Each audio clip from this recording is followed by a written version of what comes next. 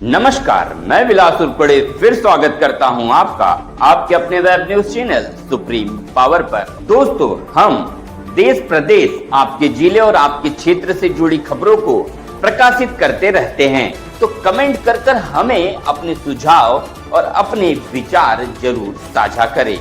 चलिए शुरुआत करते हैं आज की सुप्रीम पावर की ताजा तरीन खबर महाराष्ट्र के गोंदिया से बसपा का जन आक्रोश आंदोलन में गृह मंत्री अमित शाह को राष्ट्रपति से तत्काल हटाने की मांग कर राष्ट्रपति के नाम ज्ञापन दिया गया। गोंदिया महाराष्ट्र के सभी जिलों में आक्रोश आंदोलन में आज डॉक्टर बाबा साहब आम्बेडकर पुतले के सामने तहसील बसपा का डॉक्टर बाबा साहब आम्बेडकर इन्हें संसद में अभद्र शब्द बोलने पर गृह मंत्री का धिक्कार, अविलंब हटाने की मांग, ऐसा पत्र राष्ट्रपति के नाम एसडीओ को प्रदान किया गया। इस अवसर पर जिला अध्यक्ष सुनील भरने, सविता बेदरकर, अनिल बावने, संतोष खोब्रागड़े, नरेंद्र मेहराम, ज्योत्सना मेसराम, छोटू बोरकर, स्नेहा गड़ायपाल, एडवोकेट अनिल बोरकर, सचिन नंदा गए, मनोरमा उके, मालती किन्ना के आदि नेतागण, सैकड़ों कार्यकर्ता प्रमुखता से उपस्थित थे। महाराष्ट्र गोंदिया से सतीश पारधी की रिपोर्ट। माफी तो तुमको मांगनी होगी, मांगनी होगी, मांगनी होगी।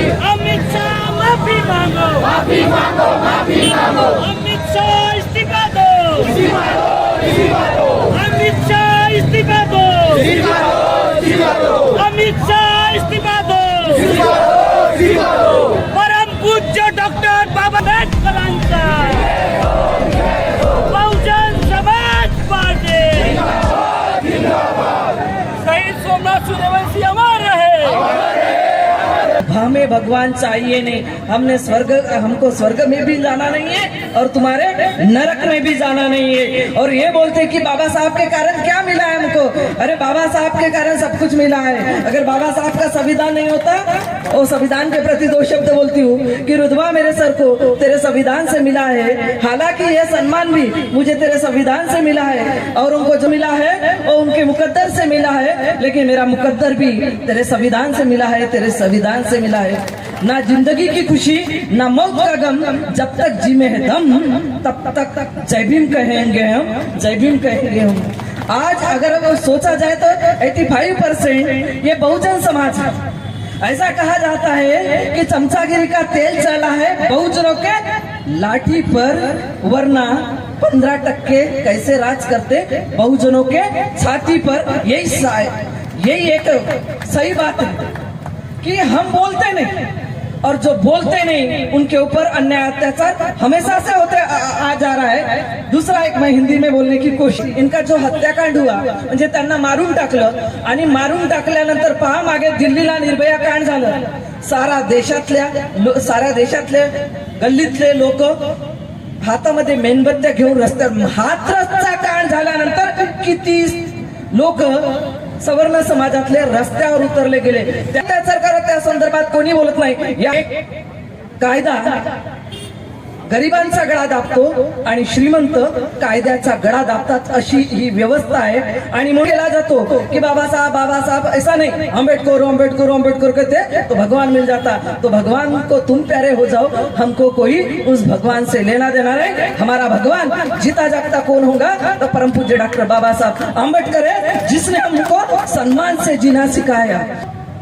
सच साबित कर दो, अखबार भी तुम्हारा है, लश्कर भी तुम्हारा है, सरदार भी तुम्हारा है। इस दौर में हम फरियाद लेके जाए तो कहाँ जाए? सरकार भी तुम्हारी है और कानून भी तुम्हारा है। इसलिए बस हमारे पास अब कोई अधिकार नहीं है। एक ही अधिकार है जो हमारे महापुरुषों ने दिया, हमारे बाबा साहब ने दिया। घटना अनुच्छेद 326 के अंतर्गत वो है वोट देने का अधिकार। वो अच्छे से अगर इस्तेमाल किए तो सरकार भी हमारी रहेंगी, सरदार भी हमारा रहेगा और कानून व्यवस्था भी हमारी रहेंगी। पुरजोर विरोध करना पड़ेगा, उसके सिवा कोई चारा नहीं तो को हैक करने के लिए एक व्यवस्था चलाई जा रही है। अगर अमेरिका, इंग्लैंड सभी देश ये ईवीएम फेंकते तो फिर हमारे देश में ये जबरदस्ती क्यों है? इनको मालूम है इनकी जान वो पिंजरे का पोपट ईवीएम में अटकी हुई है, इसलिए ये लोग ईवीएम के लिए हमारे ऊपर जबरदस्ती कर रहे हैं। लेकिन कब तक तो बोलती हूँ ना, सब लोग अगर इकट्ठा हो गए SC ST OBC समाज, तो हमारे पेशाब से ये समाज बढ़ के जाएगा। ये ध्यान में रखिए। ऐसे बोलते हुए शब्दों को विराम। जय जय जय जय जय भीम। आहे तो संविधान कोणी बदलू शकणार नाही। मी म्हणत आहे संविधान कोणी बदलू शकणार नाही, पण त्या संविधानाला लागू कोण करेल? त्या देशामध्ये पार्लमेंट आहे आणि ते पार्लमेंट ह्या देशामध्ये काय करते? संविधान काय करते? लागू करते। मग संविधान लागू करण्यासाठी काय करायचं असेल तर आजच्या युगामध्ये काय आहे, म्हणजे ह्या दशकामध्ये ईव्हीएम आहे आणि याच्या पहिले काय होतं, बॅलेट पेपरच्या कॅप्चरिंग करण्याची व्यवस्था चालू होती। उसके नेतृत्व में सरकार ने क्या किया? 2 दिन संविधान की गौरव यात्रा की। 75 साल हो गए बोले भारत के संविधान को, तो आपको क्या करना है? पूरे विपक्ष को, पूरे सरकार के लोगों को क्या करना है? संविधान की गौरव गाथा करनी है।